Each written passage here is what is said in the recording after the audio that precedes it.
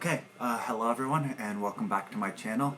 If you're new here, welcome on in. My name is Matt and this is my, I guess, every 2 weeks weekly makers podcast where currently I'm really just talking about knitting, but I do have some other painting and stuff that I put on here for my other hobbies that I enjoy doing. So let's just get right into it this week. Let's start off with what I'm wearing.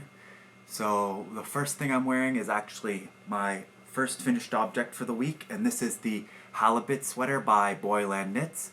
So I just finished this sweater actually a couple days ago and just wash and blocked it.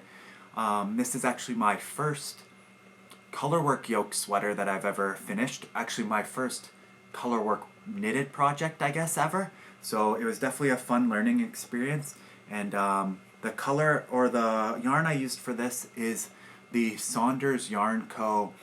Sunday Morning DK in the color Hot Cocoa for the brown, and then the color Personal Space for the blue. So the Saunders Yarn Sunday Morning DK is a DK weight yarn, and it is, I believe, 75% BFL and 25% Masham. I really enjoyed this yarn. It was definitely a lot of fun to work with, and I think it gives a nice drape after it's been washed, especially for a wool yarn. It is definitely very warm, a little bit scratchy as I'm wearing it direct to my skin right now, but not too bad, I would say, and definitely slowly becoming one of my favorite yarns to use. I really just love the colors that they have, where it's not too vibrant or desaturated, but just definitely a really nice color like the blue here on the brown. But let me just talk about this pattern a little bit. So this is my first Colorwork pattern that I was talking about, and yoke. So there actually comes in 3 different styles you can make: a crew neck, a fake turtleneck or mock turtleneck, and then a turtleneck version. I ended up going with the crew neck version, so you just knit the ribs on the neck for about an inch or so. I didn't realize how wide or how much the crew neck would pull with the yoke, so I think if I were to make this pattern again, I would opt to go for the mock turtleneck, as I've seen a lot of other finished projects online with the mock turtleneck, and it just cinches it up a bit better, which I think would have been nice if it was up maybe about like that, which I believe the mock turtleneck does, but that's just a live and you learn thing. Another thing that I was worried with when making this pattern is that because it was my first Colorwork, that I would make the colorwork a little bit too tight when I was doing the floats, but after washing and blocking, I think it turned out really nice. It's definitely really flat, and I think turned out way better after blocking. It did look like it pinched a little bit when I was making it originally, but after washing and blocking, I'm very happy with the look and how it turned out. So let me just stand up, I'll show you guys. So this is it here, just with some rolled up rib cuffs, and then you just do a rib on the bottom after you work the body and separate for the sleeves, and then just work in stockinette stitch. You do a few German short rows or short rows on the back to get the back shaping a little bit. So there's a little bit of a bigger space between the fish and the neck on the back.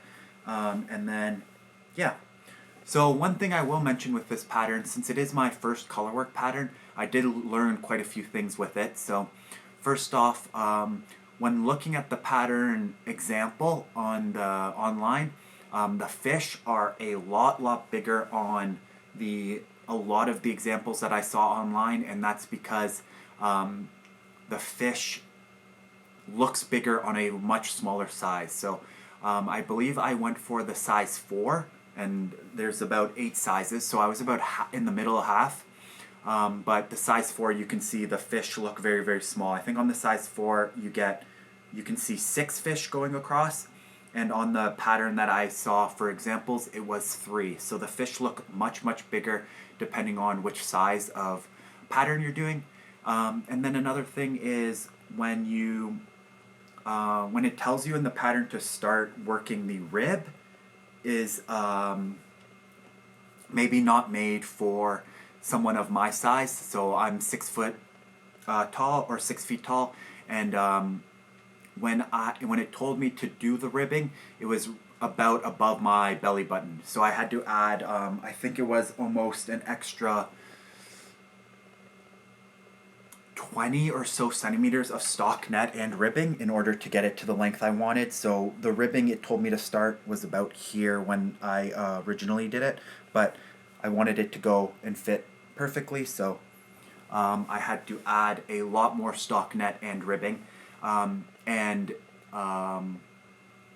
Yeah, that's just something that I noticed. So I guess moving forward with colorwork patterns, I would look more into the size of the actual colorwork pattern and how it would look on my size. I definitely like still how it looks with the contrast of the blue and the brown, but I was hoping the fish would be a little bit bigger when I started the project. But I mean, it's my first colorwork sweater, so it's not the pattern's fault, it's more my fault for not realizing that the fish would look smaller on someone of my size compared to the one that was on the example pictures. But yeah, another thing is I like my sweaters way more baggy.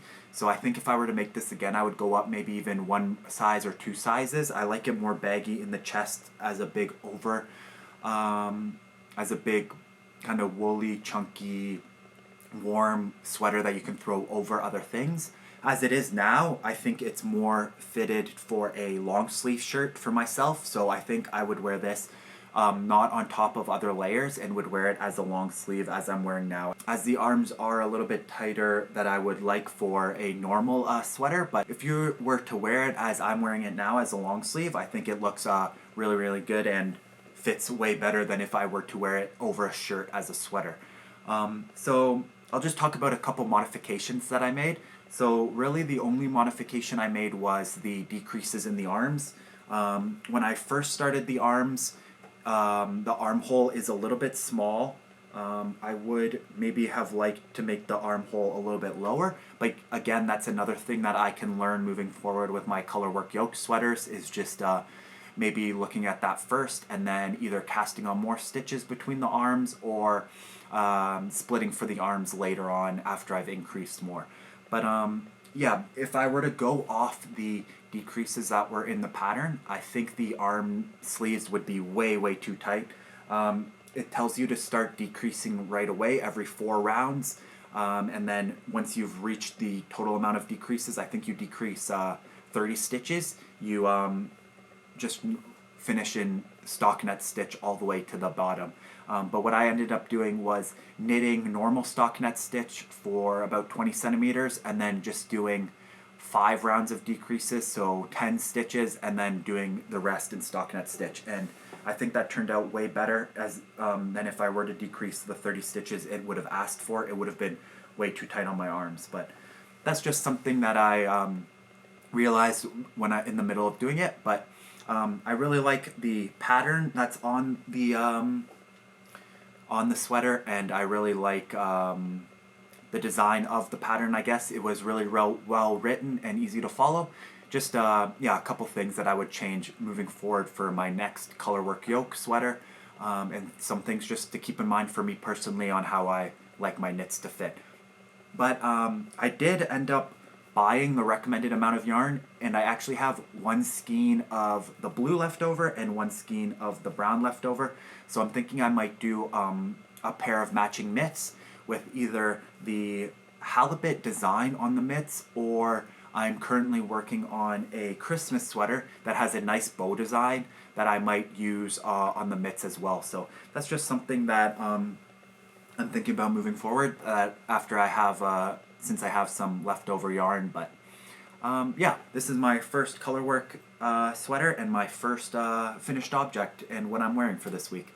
So my second and last finished object for this week, it's been kind of a slower week for me. I've been trying to finish a lot of my projects and casting on some stuff before I move to South Korea for a little bit. So I'm trying to finish some odds and ends and pack up my yarn and only bring really my works in progress on the plane that I'm hoping to work on the plane. So kind of a slower week for me, and I only have 2 finished objects. So my second finished object is actually a gift knit, and this is the Ina hat from the 52 Weeks of Accessories. So I really like this design because I'm a big tulip fan, and the cabling on this reminds me a lot of tulips, as you can see here. So this was a work in progress in my last video. Very just started, and I was hoping to finish it before I leave on my move, and I was able to finish it. This is actually my first cabled hat. I've really kind of fallen in love with cabling after completing this hat. I really enjoy the looks of the cabling, and I think it just makes it look so timeless and like such a great knitted object. But this is actually a Christmas gift knit for my Korean tutor. And yeah, I don't think she'll see this video, so I can talk about it before Christmas, but yeah, I'm just gonna leave it here with my parents in Canada, and then they will ship it off to her around Christmas time. But I was hoping to finish it beforehand so I didn't have to ship from Korea. But yeah, so it's just a ribbed brim hat. So you work in this pattern of ribbing that they have, and then you start working into the cables, and then you actually swap kind of the cable design around to get the decrease in the part, and then the decrease here, and then the increase on the other parts. For this one, I used the Illimani Royal Alpaca, or Royal 3, which is 100% Royal Alpaca, in the color gray, and then I also held it together with Sandisgarn Alpaca Lace Weight in the color gray as well. Just add a little bit of marling and to add a little bit more weight to the yarn itself. But yeah, since this was my first cable pattern, I definitely learned a lot more, just like my Colorwork sweater with cables. So the first thing I learned is you maybe want to use a little bit of a more rustic yarn when you're doing cabling, because it does, I guess, not have the best stitch definition, and does not pill, but kind of creates that halo effect depending on how hard or how much you're working the yarn. So that's one thing I just noticed with that. But other than that, I'm really happy with how it turned out, and I think it's just a nice timeless hat with the cables and stuff like that. But I'm really happy with how it turned out. And I knit the second size. I would normally knit a large size for myself. For all hats, I have quite a big head, but I knit the second size, and because of the ribbing, and then I used, I think it's Jenny's super stretchy cast on, the first time I ever used it. It can fit on my head perfectly almost, and quite comfortably, so I think I might use that cast on for almost all my hats and mitts moving forward. I think it's just a little bit nicer stretch-wise than if you were to do the long tail cast on. But yeah, that's my second work in progress this week, and it is the Ina hat from the 52 Weeks of Accessories, and a gift knit. So super happy with how this turned out, and I'm hoping my tutor will love it. Okay, now moving on to my works in progress. I only have 3 works in progress this week. 2 of them are new cast-ons that I don't think were on my last video, and then 1 is a work in progress that was in my last video. So I'll just show you guys my work in progress that was in my last video, and this is my Altered Stockholm Slipover V-neck by Petite Knit, which I'm calling my Kazuha vest because it's inspired by Kazuha from Le Seraphim's vest that she wore in one of their anniversary pictures. But yeah, it's just a striped vest that I've altered. I'm using Sandisgarn Sunday. Sandisgarn Sunday for all the colors, and then I'm using Sandisgarn tin mohair for the cream colored mohair and the brown colored mohair, and then I'm using Filcolana Tilia for the green colored mohair. But yeah, I would show you guys the yarn balls of the extras I have, but I actually have them packed up in airtight vacuum sealed bags for my move, so I can't show you guys them right now, but I have the balls in the bag here. But I believe in the last one I was just working through the front, but I actually finished working through the front and actually connected for the body, and now I'm just following my striped pattern that I have made for this, just through the body, alternating green, cream, green, brown, green, cream, and so on and so forth. But I think this vest will go by a lot quicker now that I'm actually in the body, because I don't have to cut the yarn. I can just leave the yarn and carry it up in the round on the side. Before, for the front and back where I had to knit and purl, I had to cut the yarn quite a bit and weave in the ends, as you can see here on the back, because I needed to change colors on opposite sides of where I started. But now that it's in the round, it'll go by much quicker and a lot more easily. But yeah, this is just something I'm working on. I probably won't bring this on the plane with me. It'll probably go in my checked luggage, and then I'll finish it sometime in Korea. But yeah, just a nice little project that I'm carrying around with me. And now, my second work in progress, and a new cast on this week, is from the 52 Weeks of Accessories book again, and this is the Sea Breeze hat. Here, let me grab you guys a picture. So this is the Sea Breeze hat that I'm working on, and it's just a cabled hat. So it calls for worsted weight yarn, but I'm holding together 2 fingerings and a lace weight, so I believe that should equal worsted weight, or a lace, a light fingering, and a fingering for worsted weight. But yeah, like I was saying, I was really in love with the cabling from the other hat that I showed, so I thought I'd try to do another cabling hat, and I wanted to do something a little bit in a fresher, kind of hipper or cooler colorway, so I ended up going with this one here, and this is just 3 kind of pinkish colors held together. So I'll talk to you guys about the yarn here in a second, but I just started this one, and I used actually a tubular cast on, and this is the first time ever that I'm really happy with the tubular cast on, and I think it turned out really, really nice. But yeah, I'll show you guys the yarn that I'm working on, or that I'm using for this one.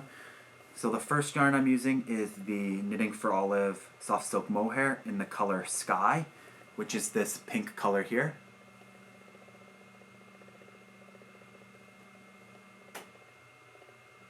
If it'll focus. Low. In the color Sky. And then I'm holding that with a hand-dyed yarn that I got at a yarn festival in Muskoka, Ontario, which is this one here. And this is a nice pink, hand-dyed pink with orange in it. I believe, there we go. So yeah, just a nice pink with some orange in it. And then this is a light fingering. Let me see if I can find where it's from. So this is from Birch Grove Farms, and it is yarn hand dyed with natural dyes, and it is wool grown by Hope, Adele, and Haley, which are the sheep, and it is 80% wool, 20% mohair, and it is a 3-ply sock weight, and I have about 375 yards per 125 grams. So I believe that's like light fingering.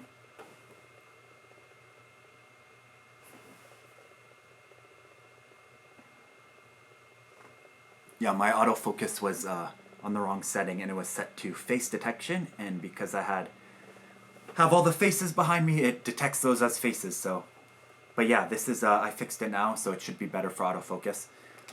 So I'll just show you guys again now that the autofocus is better. Just a really nice pink and orange. And then my third one I'm holding is a colorway that I got at Knit City, Toronto, and this is the Holographic Dreams in the Superwash Extra Fine Merino by the Wandering Flock. Just a really, really colorful, pretty colorway. So I'm holding those 3 together to create the cabled Sea Breeze hat from 52 Weeks of Accessories, and I wanted to go for something a little bit pink for inspiration. Yeah, the inspiration behind this hat colorway, anyways, is actually the member here on the side, Sakura, who actually got me into crocheting, and then actually from that inherently got me into knitting. So I thought I'd make a hat kind of just inspired by her. So this is the colorway that I'm holding together for the hat, for the Sea Breeze cabled hat that I'm just slowly working through. I believe this will be a plain knit, so I'm going to bring it on the plane with me as one of my works in progress that I can do while I'm on my 14-hour flight. But that's just one of them.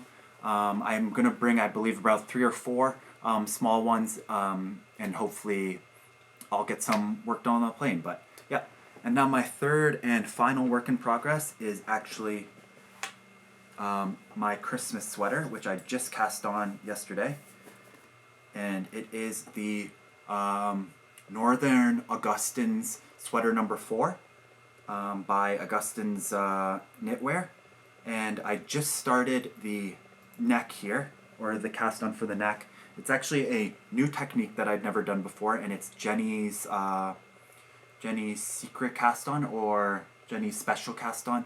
But what you do is you cast on with either 2 needles. It calls for 2 needles in the pattern, but you can cast on with 1 needle with 2 pairs, and you just basically cast on half your stitches on one needle and half your stitches on the other needle, and then you work through one side and work through the other side, and with that you actually get kind of a nice seamless join or fold, I guess. But for this one you cast on 2 different needles and then put one of the needles on hold, as you can see here, and then just work the other needle. And once you get to a certain length, you fold it over to get the neckband, and then you knit 2 together for each side of the cast on, and then you just work your Colorwork yoke through the newly made neckline, I guess. But yeah, really, really cool. I just picked up the yarn for this last week for this sweater, and I'm hoping to get through the neckline and set up to start working on the Colorwork yoke on the airplane, so I can just follow the chart and just work through the yoke. I think would be a nice airplane work, or airplane knit. So yeah, I just started that. It does call to use Aran weight or worsted weight yarn, so I am using the Phil Colonna Peruvian in the color 101 for the body, and I'm holding that together with Phil Colonna Tilia in the color 0923, which is their bright white mohair. And this is 100% Peruvian wool, Highland wool, and this is 70% kid mohair and 30% silk. But yeah, I did a poll on my Instagram which color people thought would be the best for a Christmas sweater, and it was between white and red for the main color. But I think the white just adds something a little timeless and a little more classy, so I went with the white for the main body. And then I adjusted the Colorwork yoke, and I'll post a picture somewhere here to show kind of what my idea behind it was. But the yoke has bows and then kind of a I don't know what to call it, like a loop design, but I'm gonna alter the loop design and change it from red to green to kind of make it like Christmas tree, I guess. And then I'm going to duplicate stitch over in some colors for Christmas lights into the green to make it look like they're hanging Christmas lights from the green tree, as well as I have these colors for the green and the red of the Christmas sweater. So these are really going to be the main color of my Christmas sweater, and I think it'll turn out really, really nice. So I'm pretty excited about getting that cast on. And then yeah, that's really it for my last work in progress, and it will be brought on the airplane with me for a flight knit. But yeah, it is worked up in 5mm needles on Aran weight, so it's going by pretty quick. You get a lot of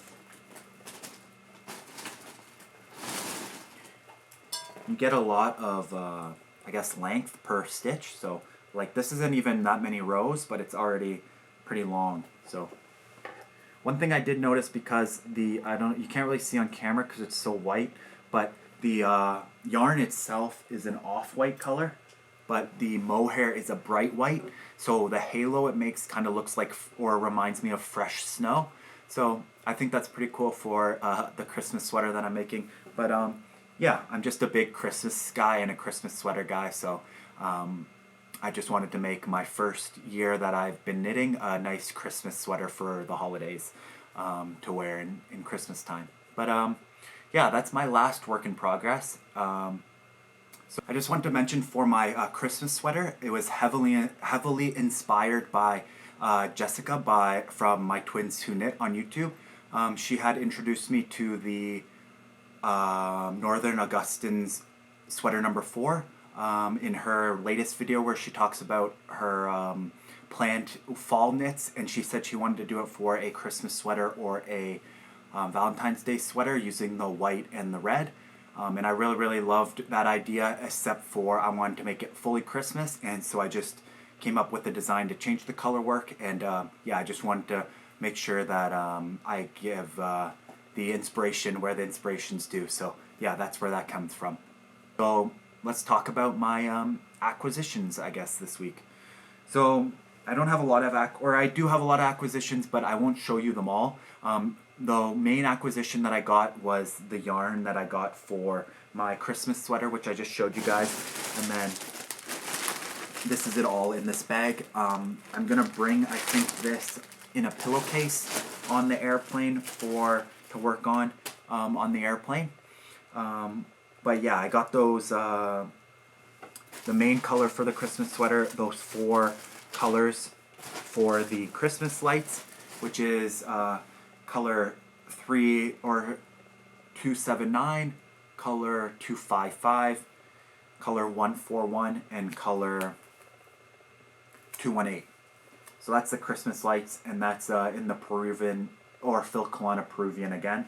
And then for the red and green of the main color, I got color 225 for the bows and stuff, and then color 221 for the Christmas tree, I guess. But they didn't really have a super dark green, so I went with this one for the Christmas sweater.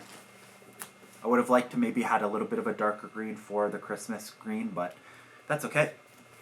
And then my second acquisition that I got when I went to go pick up my Christmas sweater was another ball of Westshire Spinner's Signature 4-ply for some Christmas socks I might make.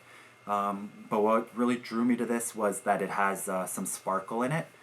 So this is 75% wool, 23% nylon, 2% polyester, and you get 400 meters per 100 gram ball. And then it has a little bit of sparkles in it, and I think will look really nice for a pair of Christmas socks. I'm thinking about doing the Hermione plastic sock for a Christmas sock, or if you guys know of any other great socked patterns that might look really nice for Christmas, let me know. I'm really open to any ideas, but that's just one that I thought might not be too hard, since I haven't ever made any socks before, and then would look pretty nice with the Christmas colors. But that's just an idea I had. And then my third and final acquisition, I'll just show you guys 1 second, is a project bag from Matterroot. So I ordered this one. I don't have any project bags other than this one. I was using all my projects in kind of like tote bags like this. So I wanted to pick up a nice project bag that I could carry with me when I'm on the public transportation in Korea. And with the buckle, I think is really nice that I can buckle it to my backpack. And I threw in this sweater in here while I was working on it, and it fit more than nicely in there. So I think it should fit almost all sweater projects that I want, unless it's really big. But yeah, this is just a really nice designed hand sewn project bag. It's got some plaid fabric, It's got some waxed canvas on the bottom, and then on the inside it's got some screen printed ferns. And green is like my favorite color, so I went with the green bag, and I really love how it looks, and I'm pretty happy with it. It's definitely a lot smaller than I thought it was looking at the pictures, but like I said, it fit my halibut sweater in there when I was working on the second sleeve, so I think I should have no problem fitting almost anything else that I'd be working on at any time in this one. But yeah, that's my my third and final acquisition for this week. So so I just want to talk about some plans that I was thinking of.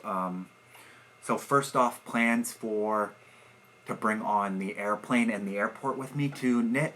Like I was saying, I was thinking about bringing the sea breeze hat, my Christmas sweater once I've got into the Colorwork yoke part, and then I think I'm also going to bring the yarn to make the acanthus mitts, which are these mitts here from the 52 Weeks of Accessories book. I think would be a nice, easy thing to bring on the plane as well if I want to start working on those. I originally had thought I wanted to make the white part here green and the blue part white, but after seeing these and seeing how nice they look, I'm thinking I might change it and make the white part the cream color that I have, and make the blue part the green color that I have, I think. But I'm not too sure. But yeah, I was thinking about bringing that on the plane as well. And then I was thinking about bringing some sock yarn to maybe start Handmade by Florence's pedal drop socks if I am bored with that too. Because I have the YouTube video downloaded on my iPad, so I can follow it along while on the airplane, as well as I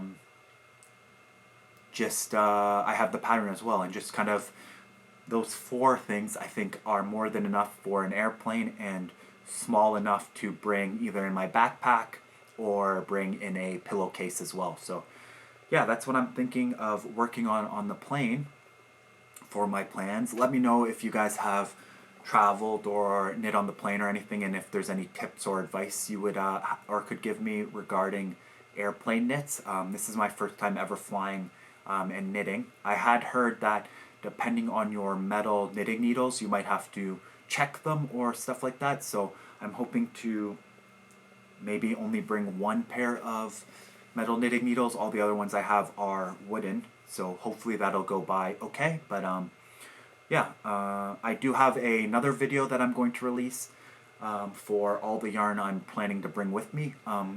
I kind of recorded a video with all the yarn and all the plans that I have for the yarn when I packed it up into the air vacuum bags. So I'll release that one probably after this video. I ran out of storage, so if the lighting or anything's changed, it's because I had to delete some videos. And now moving on to my last plan, which is upcoming in the end of September, I believe. I'm actually going to be a part of the Gilmore Girls Doppio knit along with Emily Curtis, who is Gently Chaotic Knits on YouTube, Marlene Knits, who is also on YouTube, Katrin Seeberger, who is a knitwear designer, Sunday Morning Knits here on YouTube, as well as What Maya Made, and then the I believe the owner of Shop La Mercerie will be a part of it as well. But yeah, I've had the Doppio sweater on my planned knits for a long time. I was just waiting to cast it on, and then I watched Marlene's latest video where she talked about how she was going to be doing a knit along with some friends, and I asked if the knit along would be open to the community, and she said yeah, just send her a DM on Instagram. So she added me to the group. I'm really thankful for that, and it's actually going to be my first knit along.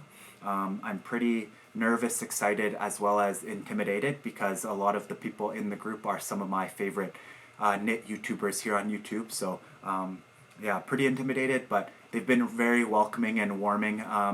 And there's just yeah, a lot of different designs that they have. Emily actually has the Gilmore Girls colorways, or one of the colorways from Sorella Knits, which I'm really jealous of, because I really love Gilmore Girls and I really love those colorways, but I wasn't into knitting when those colorways were released, so I missed those. But yeah, she's going to be making a Doppio with that, I believe in the color Stars Hollow, which is really cool. But yeah, I really love Gilmore Girls, and I've been waiting to cast on the Doppio, so I thought it would be a perfect time to do my first knit along and watch Gilmore Girls for the fall. So I'll just show you guys the colors I'm using. I'm going to be holding 2 finger weights together with a Surrey lace weight for my Doppio, and the first one's going to be the Knitting for Olive in the color Elderflower. And this is 100% extra fine merino, and it's 250 meters per 50 grams. And then for the next one, I'm going to be using La Bien-Aimée Merino Singles, 365 meters per 100 grams in 100% superwash merino in the color Carenbop. And then lastly, I'm going to be using the Lillian Pine Dandelion Lace in the which is 74% baby Surrey alpaca and 26% silk in the color Limoncello. So I'm just going to be making a very, very yellow Doppio sweater. I'm hoping it'll be really fluffy and really soft and really yellow. A little bit different than my normal sweater knits, which are normally just plain colors, dark colors like this sweater. But yeah, I'm really excited to cast it on and be a part of my first knit along with such amazing knitters. So I'm really excited and really nervous. But yeah, that's my last plan that I have moving forward, and that I believe will be cast on at the end of September. Okay, and that's it, I believe, for this video. This will be my last Makers podcast in this location with this backdrop. I might bring a few of the things with me, like the paddles for my new backdrop, and in case I go to any Le Seraphim concerts. But yeah, my next video will be in Seoul, South Korea. So thank you guys so much for watching. I'm sorry if this video seems a little bit scatterbrained. I'm kind of a little nervous and scared to be moving, so I'm having a kind of trouble to focus on thinking about what to talk about in this video.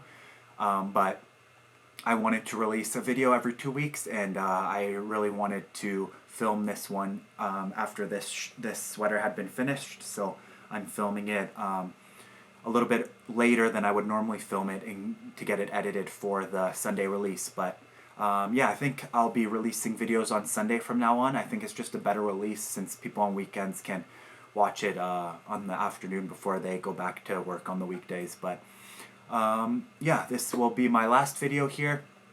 I will probably will be releasing my yarn I'm bringing across the world video, but for my next Makers podcast, and I will keep trying to make videos over in South Korea, and then maybe even try to find some nice yarn shops and bring you guys along for some mini vlogs or yarn shopping guides. I've seen there's a lot on YouTube for Seoul, but it's mainly just 2 stores, so I'm hoping to maybe find some more stores that tourists might not find. But yeah, thanks so much for watching, and I will see you guys in the next one on the other side of the world. Bye.